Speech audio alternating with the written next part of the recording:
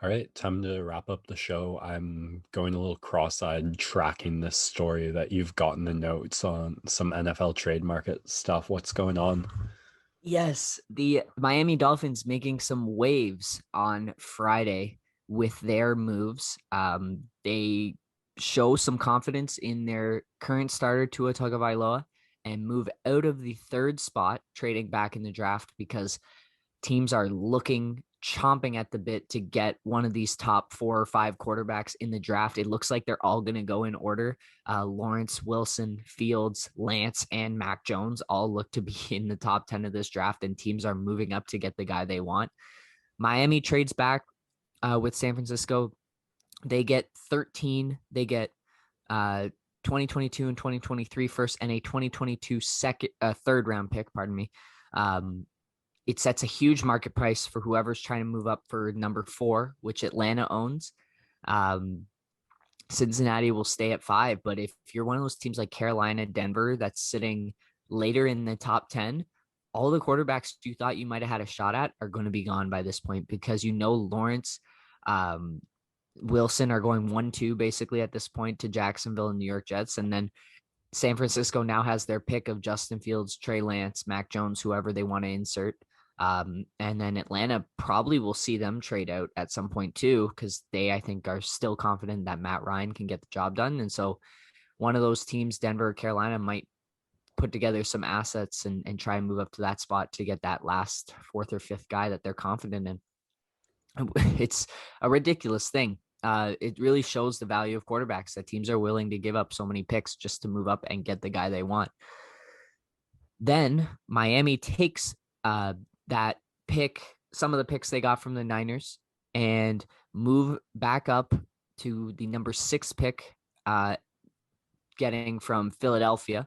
And this move, essentially, what you're thinking is they're looking to get the top wide receiver in the draft. If you have 4 quarterbacks go first, and then Cincinnati is most likely going to take an offensive lineman. So they're looking to get a Jamar Chase, Devontae Smith, or Jalen Waddle there at 6. And I think that's a pretty good pick because all 3 of these wide receivers look to be top end talent for many, many years. And if you can partner them with Devontae Parker, then this team, the level of weapons that you give Tua just increases dramatically. And so I think it's a smart move. They basically move down 3 spots and get an extra third rounder and an extra future first rounder out of it, which is pretty good management by Miami. It seems like they've been doing all the right moves except for drafting Tua over Justin Herbert, which is a pretty big one. But besides that, they've been sticking to their process, sticking to their plan, doing it the right way. And they're going to have a ton of developing young talent to just add to this already impressive team. And they're going to be a contender for the next couple of years and really match up against Buffalo and New England at the top of that AFC East. Should be fun to watch this division grow. The other last bit of news, I guess you can also talk about what this means for Jimmy Garoppolo. It looks like San Francisco will trade him because you don't want him as your backup guy for one of these young guys. They already have some solid backups. So Jimmy Garoppolo most likely going to be on the move. We'll see who's in the market for him. Could be a return to New England, but we'll see and follow that closely. The last bit I want to get to is the NFL is expected to come out and announce their 17-game season format starting this season, adding an extra game to the schedule, still only one bye week. Huge implications money wise, huge implications health wise for players because already so beat up through 16 games. Adding another game is just going to lead to even more injuries. A lot of the players I don't think are happy with it, but this is kind of just a transition phase for when the NFL eventually goes to 18 games and they'll have 2 bye weeks. And they're really going to spread out that schedule and just continue to grow the length of the season.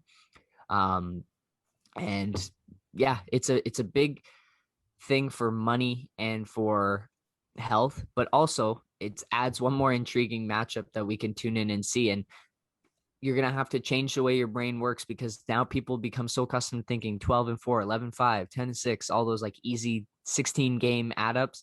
Now you got to change and go 10-7. That's going to be a weird one to calculate. So just some of the brains that are stuck in 16 games are going to have to add an extra game to that. And it should lead to some more intriguing matchups and more teams pushing for it early rather than dropping out of the race early, because you've got one extra week to try and make up ground if you have a poor start.